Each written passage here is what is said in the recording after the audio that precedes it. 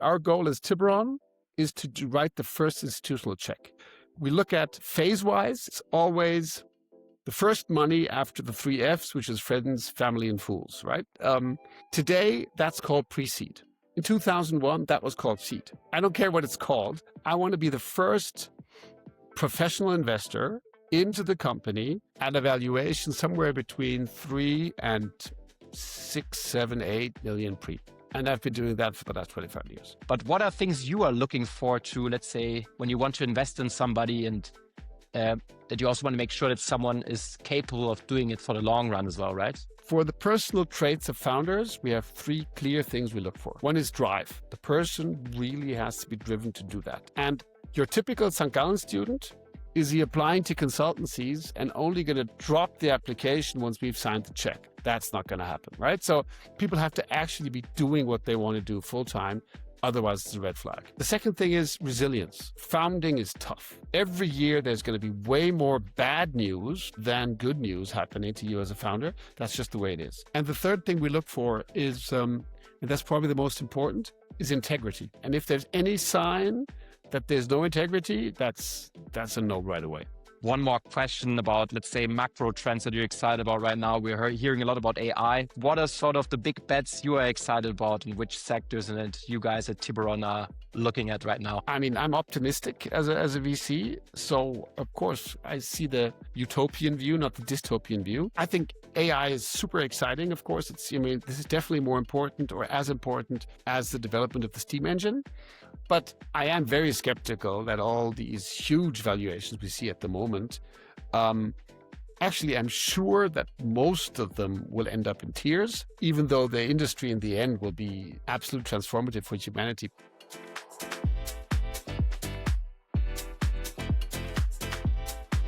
Welcome to Be Well. Today, I'm joined by Daniel Wild. Daniel is an entrepreneur. He's an angel investor and has also invested in over 100, or by now I even think 150 startups through his vehicle Tiburon. And this includes early bets that he did in companies like Xing, Trivago, and others. And previously he founded and scaled getmobile to over 100 million in annual revenue, and he took the company even public.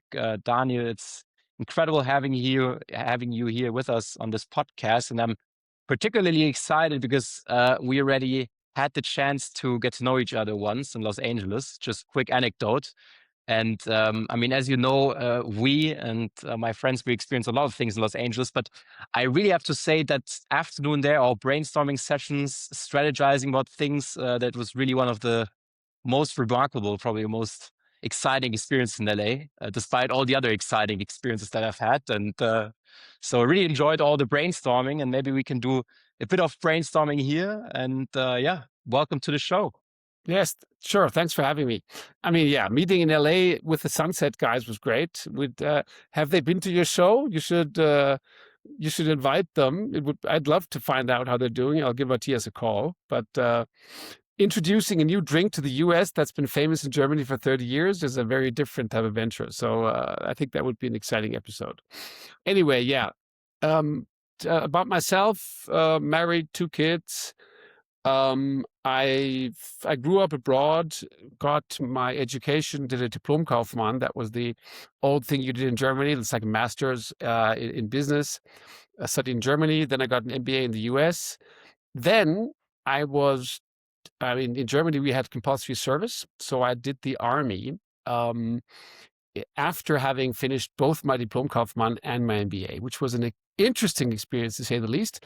But I always say, there's good things in everything. And looking at it today, being in the army for that year was very valuable for 2 aspects.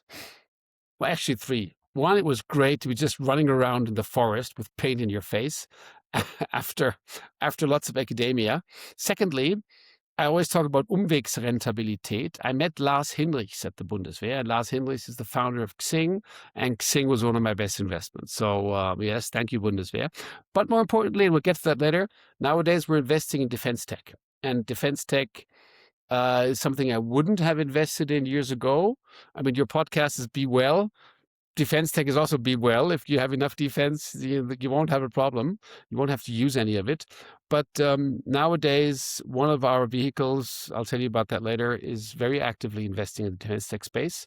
And I think nowadays that's just it's not just acceptable, but necessary to invest in these spaces. Anyway, that's going back to Bundeswehr. And then I did the typical thing, worked in consulting, management consulting for 2 years. Thought that was great fun. Met my wife there. A lot of good friends and entrepreneurs from that time. A lot of guys started companies, not just myself. And but still, consulting is selling time. And so after 2 years of consulting, I figured that's not the business model I'm really interested in. And me and a colleague from that consulting company, we founded a company called getmobile. And that was in early 99.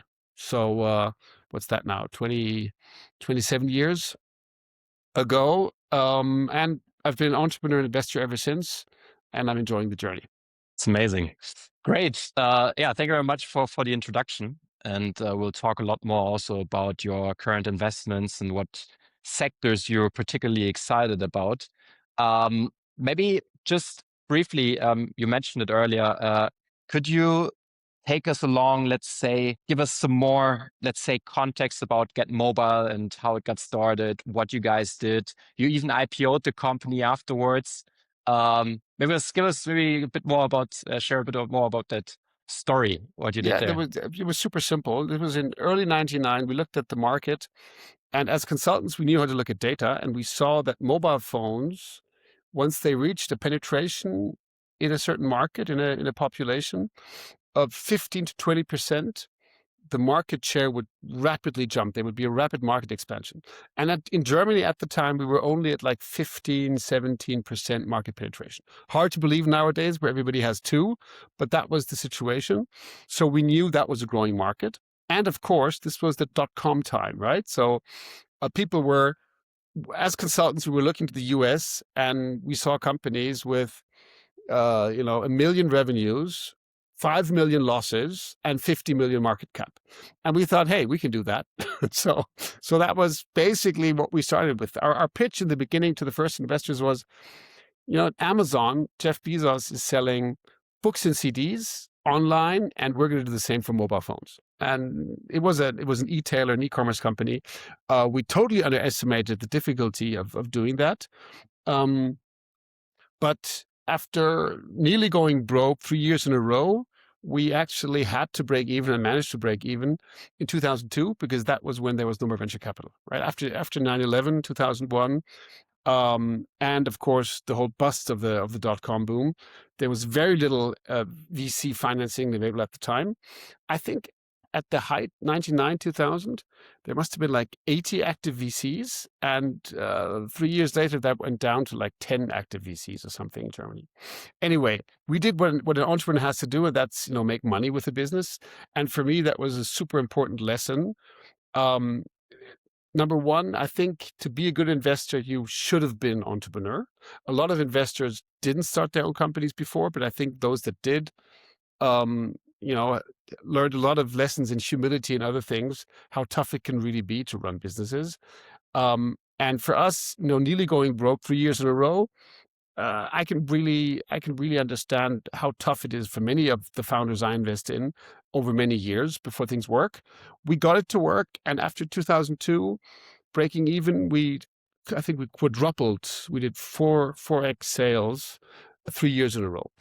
And then in 2005, we took the company public. We were actually going to sell the company. And then it turned out to be better to do a reverse IPO into AIM in London. And that's when getmobile DE Germany turned into getmobile Europe PLC. And me and my founding partner, Tim Schwenke, we both became CEOs of that company. We were CEOs before. We were co-CEOs then of the UK listed getmobile Europe PLC. And that was fun. I did that for 2 more years. And then Tim went on his own, wanted to go on building the company. And in 2007, I wanted to do full-time what I'd been doing part-time before. And that's invest in early stage startups. Maybe very quickly, I mean, you mentioned you got started right before the .com bubble sort of exploded, and you managed to endure that time, 3 years, nearly going broke. I mean, I think a lot of your competitors or other people in the space just gave up and they went back to consulting or did whatever Yes, people that would have done. How did you guys manage sort of enduring that time? I mean, well, I and mean, manage to, yeah, the joke was B2C wasn't business to consumer, but back to consulting, and B2B was back to banking, and that's what a lot of people did. Actually, we were then a 4 people management team, and one of the colleagues said, "Hey, let's shut down the company now. We still have a bit of cash. We can close it down." And basically, I said, "No, that's not an option. Let's fight, take that hill. As long as we have a bit of cash left, let's go on fighting." And in the end, that worked out, right? There's a lot of luck involved. In our case, also, we simply managed to crack distribution channels that went beyond what was possible online at the time. So when we launched the company, Google didn't exist. So we were selling in the beginning, we drove people to the website by calling our friends and saying, "Hey, we've got a website. It's called e-commerce. The site is called getmobile.de. Please buy your phone accessories there," right? Without Google, all the things we do today to drive traffic to websites didn't exist. We bought ads on Yahoo and other sites that were around at the time. But what actually got us to a super significant size was television. After a couple of years, we figured out not only to use print and out-of-home advertising, but mainly television to drive viewers to our website. And that's what really allowed that explosive growth that we had after 2002. We actually then bought our own media agency to get the extra margin. And I think at the height, 2005, we had 300 hours per month of TV ads going out, right? So thousands and thousands of spots adding up to 3 hours, because these are typically 20-second TV spots. And TV has been one of the secret sauce, silver bullet things I've used with other companies I built or I invested in later on. So, for example, Trivago, you mentioned, that was one of my nice investments and home runs, and I actually brought them to TV. I said, "Look, you guys need television," and that worked well. So television still works today. Amazingly, despite all the streaming going on, you can still use it for several types of businesses. And for Get Mobile, that was one of the things that worked. And of course, the other was, as long as you had venture, in the year 2000, we were comparing ourselves to other startups by basically bragging who had more employees, right? And then you see every time there's a bubble, and there's been several bubbles over the last 27 years, people basically compete on burn rate and headcount. I think that's changing now with AI, but still, I still see that happening today, right? And us at the time, when we realized after 9/11, money was going to start running out, and VC wasn't going to be available, we basically cut our headcount by 50%. I did most of the firing. I had hired most of the people. And later on, we realized that we did just as well or even better with half the people than with double the people we had before. And these are the type of things that you have to learn, right? Of course, if you have the cash, it's easy to hire that extra position, but maybe you don't need that. And I think that's one of the lessons that's very relevant for a lot of the startups I invest in today. Interesting. Very curious to dive deeper into these topics soon. Maybe one more, let's say, introductory question or context question. You moved on, you became an investor now with Tiburon and also Mountain Alliance. You are the person or the guy with several hats. I think that's the way you introduce yourself. Maybe give us an introduction, what you're doing right now with your, let's say, investment vehicles. Give us an understanding what you're doing there. And yeah, that'd be incredible. Yeah, let's go back to 2001 when 9/11 had happened, and we realized, oh no, we're not going to go back to consulting. We're going to fight to make our business work, but we also wanted to, have some diversification, because of course running your own business, all eggs in one basket, makes a lot of sense. But we thought, okay, let's also diversify and invest in a couple of startups. And we did that. So 2001, I was sitting in Tiburon, California. If you go across Golden Gate Bridge, I mean, you were in LA, right? There's nice places there too, but I think it's hard to beat Tiburon, Marin County. And as you go across Golden Gate, the first little city that comes to Sausalito, next to Tiburon, we were sitting in Sam's Cafe. It's a cool little place, right on a boat jetty, and we were thinking, okay, what are we going to do? Let's do some startups investments, so that if our own company fails, where we're going to put all our work into, we'll at least have other stuff to do rather than go back to consulting. And that's when Tiburon started. And that was actually my founding partner, Tim, and Bill Fisher. That's a US partner I've had for the last 27 years. He's based in San Diego at the moment, and he was there, and we basically said, okay, let's start Tiburon. And in the beginning, we said we'd be smart money. And actually, most of the time we said we're more smart than money, because we had very little money to invest. So the first investments were done like 5,000 here, 10,000 there. But the founders were happy to take our money, because we were one of the few survivors of the dot-com crash. And they were interested in what we were doing. And of course, over time, people, you're visible for a certain space, either because of investor track record or because of entrepreneurial expertise. And of course, in the early days, a lot of e-commerce people came. How are you doing that? Are you getting the growth? And so my early investments were a lot of e-commerce and then social networks. Could you maybe bring us along, let's say, broadly, your track record? What kind of firms did you invest in over the time? How did sort of the sectors that you've focused on evolve over time? Could you maybe share with us a couple of anecdotes about your portfolio and your investment activities? As I said, I think that it's totally. I mean, number one, we invest really early, right? If you don't have much money, you have to invest early, right? So we didn't have much money at the time, so we had to go in early. Otherwise, we wouldn't have gotten any stake at all. Secondly, I really like the early investing, because what you see is the idea and the founders, and that's what counts, right? You look at personality traits, and we've been doing that for the last, I would say, 25 years, almost, investing into founders at an early stage. Our goal as Tiburon is to write the first institutional check. So we look at phase-wise. It's always the first money after the 3 Fs, which is friends, family, and fools, right? Today, that's called pre-seed. In 2001, that was called seed. I don't care what it's called. I want to be the first professional investor into the company at a valuation somewhere between 3 and 6, 7, 8 million pre. And I've been doing that for the last 25 years. If you look at the sector, a lot of e-commerce at the beginning. And then, because of Xing and others, I did a lot of social network investing. So StudiVZ, that was the German version of Facebook. It was an exact copy, actually, but that got sold to a publishing house. ePulse was a Polish social network.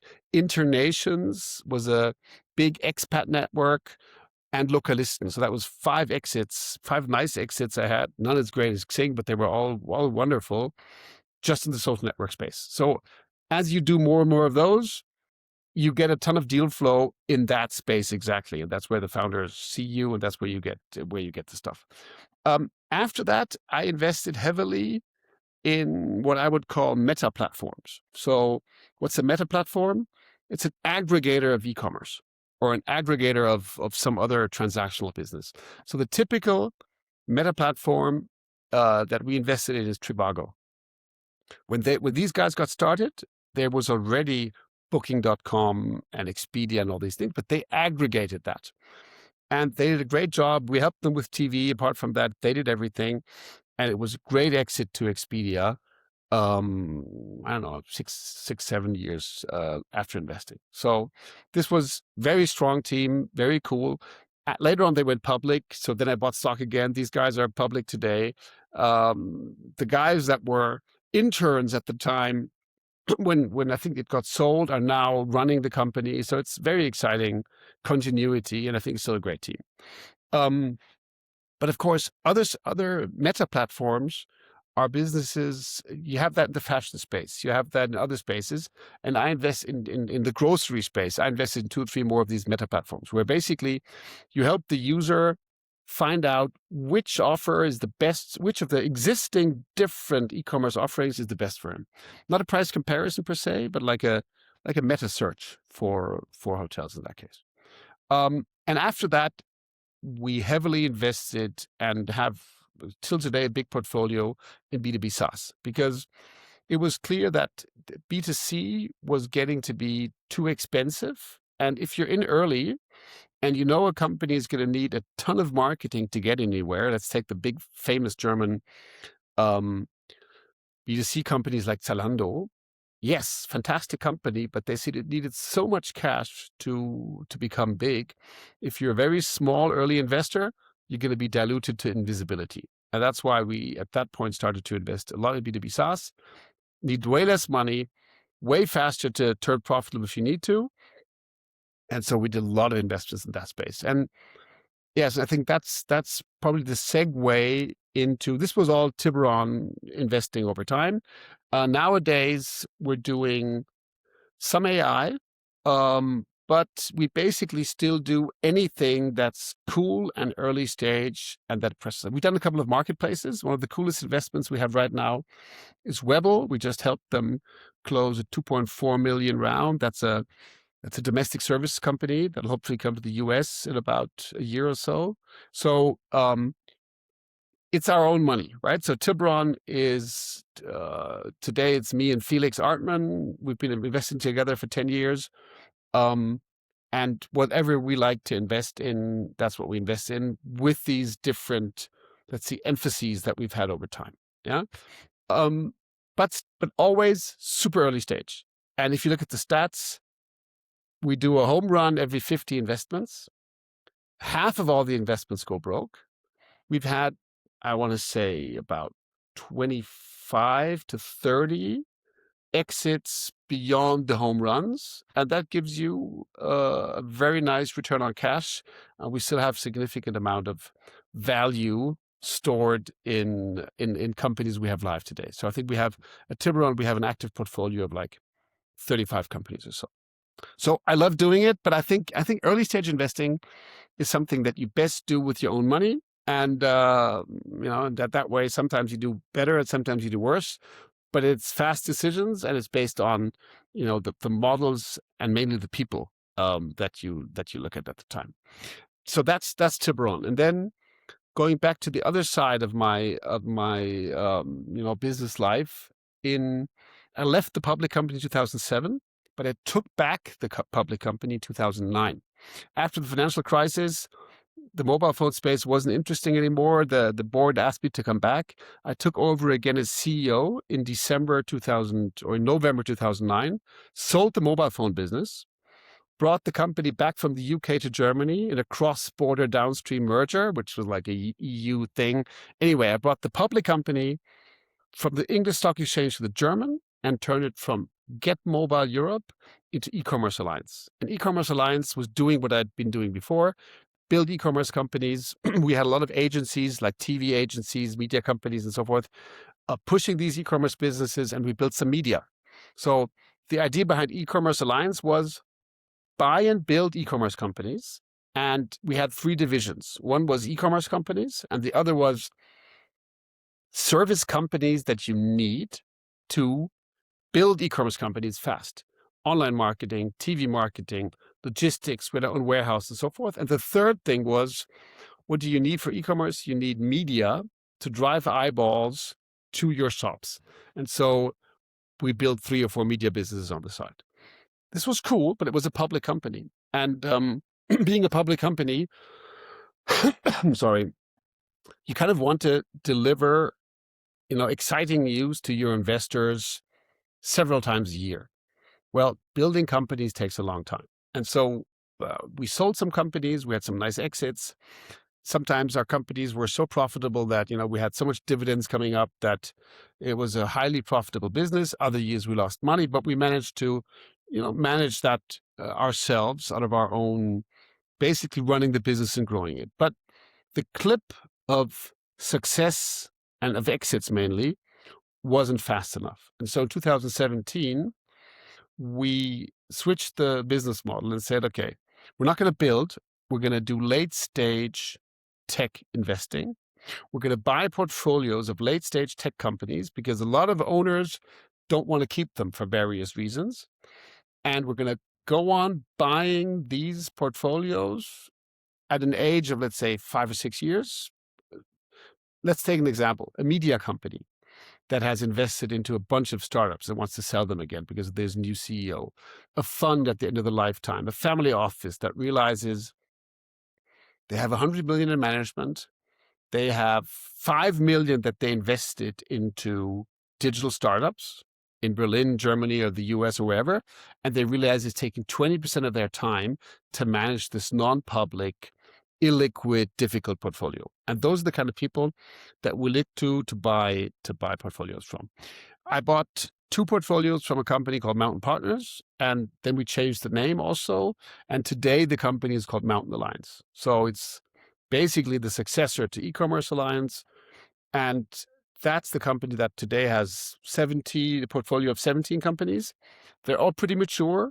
We do 1 to 2 exits a year, listed on the Frankfurt Stock Exchange, Munich Stock Exchange, and and we do defense tech investments also. And that's why some people say, or in another podcast, they always call me the guy with the 2 hats. I was a CEO of that public company for another 12 years after taking it back. And now I'm the vice chairman. And we do late stage investments and portfolio acquisitions at Mountain Alliance. Amazing. I think that goes to show that you are seeing a lot of things, having exposure to a lot of companies, talking to a lot of founders. I also find the vehicle that you have set up, right, with your own money gives you more flexibility. Maybe you can be more opportunistic. Would also be interesting to hear more. Maybe we're a bit time constrained, but when you hear now that VCs are having difficulties and maybe in another structure where you're an angel or you're deploying your own capital, or you're not sort of restricted to the timeline of a fund. You don't need to return a fund to LPs necessarily in a certain time. Gives you a lot more flexibility, and very interesting. Maybe Daniel, I fully agree. Just to segue that point, the difference between Mountain Alliance and Tiburon is Mountain Alliance is publicly listed and it's a late stage investment holding. Tiburon is private, but it's an super early stage investment vehicle. But what do they both have in common? They're both evergreen vehicles. And I'm a big believer in having an evergreen vehicle when you invest in VC. Why? The typical way to invest in VC, and that makes sense for many reasons, is to do a GP-LP fund. And you have a GP managing, and then you have LPs. And the fiction is that this GP-LP fund is going to run for 8 plus 2 years or 10 plus 2 years. In my stats, over 150 companies, successes often take longer than 10 years. Sometimes there's great, fast success, but often there's late, great success, and often there's no success. But the big problem is that the fiction that this fund will be done and dusted in like 10 years, that just doesn't work. Mountain Alliance can keep companies for as long as it wants. And we've had some companies for 15 years. Does that make them better? I don't know, but at least we don't have to divest at the wrong time, right? And the same thing for a private vehicle. So I think there's, GP-LP funds are a very tax efficient and standard way to do venture. And the best venture funds are, doing terrific returns and doing this fantastically. But I think over time, we're going to see different ways of doing venture. I personally think there'll be a fantastic way to do this with smart contracts and blockchains and so forth. Right now, it's too hard to raise. I actually thought about that, to raise a blockchain vehicle, because the amount of people doing venture and then blockchain and trying to combine that gets way too complicated. But it would be a smart way to do it. Maybe one question, I think it's also a good transition to maybe the next question I would like to ask is, I've also been doing a lot of thinking about, let's say, the classic traditional VC structure and GP, LP structure, and you have to return a fund. And I would have said that I'm not sure if it's always really aligned with the incentives of the founder, right? As you mentioned, right? The founder, the GP has to return a fund to an LP in a certain time period, and that sort of may neglect, the individual situation of a founder and his company. And may bring founders maybe into difficult situations at the end, that they have to sell something earlier or whatever, are pressure to scale quickly and all these kind of things. So maybe interesting to also have alternative ways to get funding and Well, start a sure, and business. Yeah, of yeah, course. And I mean, the traditional German way to start a business is, of course, bootstrapping it and then yeah, having your bank do it, right? That was the yeah. traditional German way, right? You would do it yourself, and then if you needed expansion money, your local Sparkasse would do that. I think that model is working less well nowadays for various reasons. But yes, I mean, when I talk to founders, I often ask them, do they actually want, outside investment? Isn't it maybe smarter for them to do this a different way? But of course, really super fast scaling companies probably need the extra cash, and the very fast growing companies, they probably also align well with the typical VC. The problem is that a lot of them think that's what they are, and then they turn out not to be. So I think that the traditional VC model has a lot of, great things going for it. I never ran a GPLP fund, so it's easy for me to say I like the other model. Um, I personally think that the big question is, do you want an investor at all? And I've seen very cool businesses where the founders buy out the investors at some point for X times their money, and they just go on running the company themselves. And I always think that's a great way to go. I have big admiration for guys that can bootstrap this. But if you want to build something really new, something really, grand and different, you're probably going to need more money than you can ever bootstrap. I'm thinking things like ESA Aerospace, okay? German rocket company that are trying to be like the German SpaceX, okay? Their second rocket launch probably going to happen in the next couple of weeks. I mean, you need hundreds of millions for that. You can't bootstrap that, and other things, right? So I think there's the right investor for various types of business, and not everybody should try to get venture capital. It's not the right type of financing for a lot of businesses. Makes sense. I find it quite unfortunate. I just finished my degree in St. Gallen, and there, when you talk about entrepreneurship, it's always like, hey, we build a pitch deck for a VC investor, and it neglects all the other ways to start a business or be entrepreneurial. And it's just a bit black and white thinking, right? Sure. VC has its purpose, but it's just one way to start a business. Incredible. Daniel, you're also in touch with tons of entrepreneurs, and you're doing investments. And one thing which is quite obvious when it comes to a question that I would ask is, what are you looking for in founders? I mean, maybe to give you an anecdote, I started this podcast about the business of health and wellness. So I was talking more to operators in that space. That's why the podcast name is also Be Well. And one thing what I found quite interesting was actually asking the founders about their sort of trigger. Why are they building this business actually? A lot of them have a personal trigger or personal reason why they're building these businesses.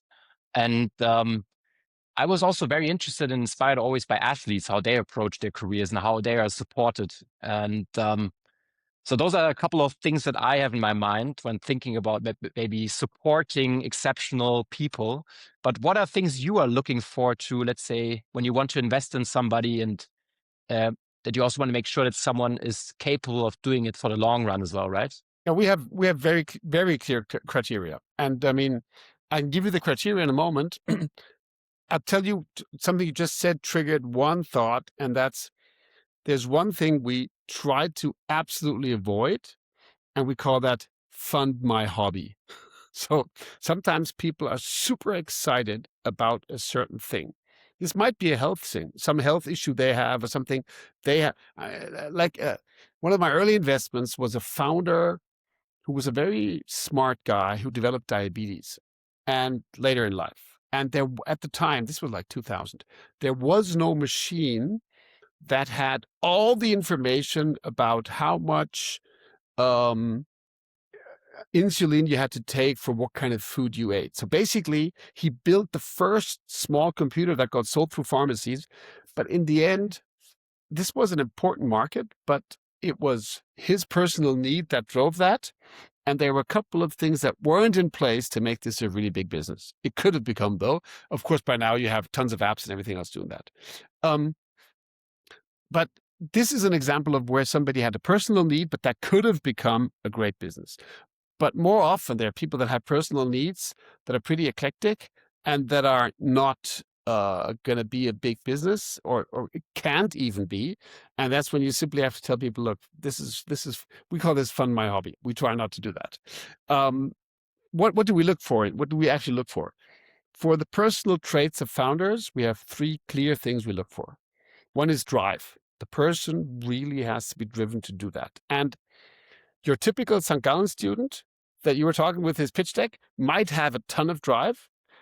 The first sign there would be, is he actually already running that business? Or is he applying to consultancies and only going to drop the application once we've signed the check? That's not going to happen, right? So people have to actually be doing what they want to do full time.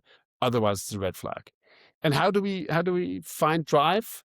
And we look at what they've done, right? If somebody has been a Gebirgsjäger, what's that? Elite mountain soldiering unit, or a professional sportsman, or something else, something that really demands a lot of determination, grit, in whatever you want to call it. Yes, we look for that, and we hope to find drive. And of course, we talk to the people, right? Drive. The second thing is resilience. Founding is tough. Every year, there's going to be way more bad news than good news happening to you as a founder. That's just the way it is. And if you can't deal with bad news, you better not do it. So we look for founders that are resilient. And for that, again, we talk to them. We try to figure out, have they had setbacks that they worked through? Because if people think, founding is like, there was a time where I had the impression a lot of founders in Berlin thought it would be endless latte macchiatos in Berlin, hip coffees, and that would be founding, or it's just not, right? So resilience. And the third thing we look for is, and that's probably the most important, is integrity. So we want people, we want to be sure that they really stand for what they say. And if there's any sign that there's no integrity, that's a no right away, right? So those are the personal traits. And then the traits that we look for in teams, we want complementary teams, right? We want three, smart guys, all got their masters from St. Gallen. They all went to, I don't know, some other university before, and they all were typical consulting types. That's not what we look for. We look for teams that are, one of those is fine, but we want a different mix, right? The second thing we look for in a team is ownership. You look at the cap table, and you want to see that there's a certain, if you have three founders and everybody has 33.3%, that's probably a big discussion that hasn't happened. So we love teams where it's, a great team of 4 people, and one of them has 40, and the other 3 have 20 each. They've had an important discussion, and there was a reason that happened. And of course, we need people with real fit to the market. So me as a founder, I wouldn't have invested in me because I had no clue of the mobile phone market, and I only knew the internet from outside when I found it. So what we would look for in a team is at least for one guy to come from that market. So we'd be happy to take one guy like me, but the other guy better come from, in our case, the mobile phone market or the real estate space or whatever these guys are building it. Because I know that I wasted a lot of money learning stuff that I would have known had I worked in that industry for a year before. Those are the 6 criteria, 3 for personal and 3 for team, that we look for. And of course, why are these so important? Because if you invest early stage, the team is 80%, right? Then there's the market. The market has to be there. And then there's the business model. A good team will pivot their business model till it works. But as long as the market grows, the team is good, you're fine. Daniel, another interesting topic that, you've alluded to before, you've already leveraged media in your previous business for distribution, for scaling. Now, I sent you early in the morning an article. Not sure if you've had the chance to check Didn't it out. read it yet. All good. But give me the summary. What's it about? Yeah, so it's, A16Z, obviously, Sure, right? sure. Most successful VC fund, and they are really bullish on they're building a media team. So they're building the new media team. Not sure if you've heard of it. Yes, I heard of that. Okay. And their hypothesis is essentially that VC is turning into a network business, and for that you need content, media. Um, you need to engage the entire ecosystem early on, and also support portfolio companies in doing content. And all of us, the founders, should be more also content creators, because that's where people are spending their time in, and that's where you create leverage to create distribution for hiring, for sales, for other investment opportunities, etc. Now I would be wondering, what's your view on that development? Do you have any, let's say, thoughts about, let's say, how media could be leveraged in, let's say, in Well, this sure. kind of use case? Yeah. Sure. I mean, it always depends what kind of business you're in, right? But I mean, if you're in a B2C business and you get a ton of press or articles or online, or today it's LinkedIn or whatever, views that you didn't have to pay for, that's amazing, right? So, of course, when I started my first business, we hired a PR company and we tried to get into as many papers as possible so people would read about us and then decide to go to Get Mobile to buy their mobile phones. That worked so, right? Um, a guy I know well started the first online pharmacy, and he had a huge fight with the existing lobby and the existing organization that organized the existing pharmacies. And the head of that and this guy, they had a very public fight in the newspapers, and the newspapers loved it. And this fight was the best thing that could have ever happened to that business, because the amount of free, visibility they got is amazing. If you want an example of who's great at free visibility, just look at Trump. I mean, this is the first, yeah, but that's the same He thing. knows media. Yeah, He exactly. He knows knows media. media, Yeah. right? And of course, Yeah. and years ago, you had to have people that knew media. And nowadays, the traditional media aren't as strong. And you can do anything, if you have enough reach, you can do it all on your own social media. But do I believe that every founder should be building his personal brand and being out there? I think that's total bullshit. I want my super tech founders to be working on their product and not worrying about their personal brand image. So I think there's a lot of stuff getting overdone there.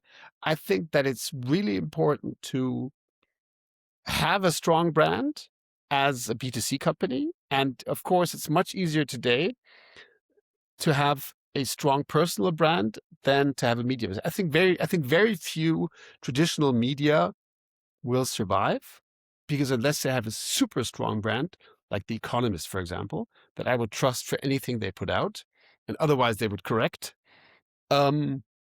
It's going to be very hard to have that level of trust in many media brands. So you're going to have personal brands, and you're going to have people like you or other people that deliver a certain type of content and stand for that and are credible as a person. That's super important. But does that mean everybody in a founding team should be doing that? Not at all, right? So if it's a B2C business, I think one person on the C level, ideally the founder, should be great at that, because that's going to help so much, right? And if it's a B2B business, it doesn't have to be the founder, but it should be somebody also who's very good and very credible at doing that for that demographic. But then it's a much, the visibility is less. I'm invested in a business that does, local visibility for small, medium-sized businesses. Most of these guys are not on LinkedIn. That's hard to imagine in the US, but in Germany, there's a huge amount of companies that are not on LinkedIn. So if you think that that's the way to get to SMEs, that's not going to happen, right? So I think that, building personal brands is super important for a certain type of business. And in our case, for example, I mean, I do this podcast with you and other podcasts and stuff on LinkedIn because it's important for me to have a certain visibility in the German startup scene or in the international startup scene, and to get deal flow, which I do, right? But I don't think I think it could be very dangerous for too many people of teams to be spending too much time building their personal brands. Makes total sense. Probably should not be advisable for everyone to be a content creator, because some people also need to build the product, but it's a way of distribution, right? At the end of the day. So Sure. someone also needs to do that and deliver that to to whoever you want to reach. I mean, I could go on talking hours or more longer about this topic and ask questions, but let's move on. Maybe with one more question about, let's say, macro trends that you're excited about right now. We're hearing a lot about AI. I'm listening to tons of podcasts for myself. I'm not in San Francisco myself, but nowadays I can just listen to them and I'm obsessed with them. That's great. So you have an impression what's going on a bit.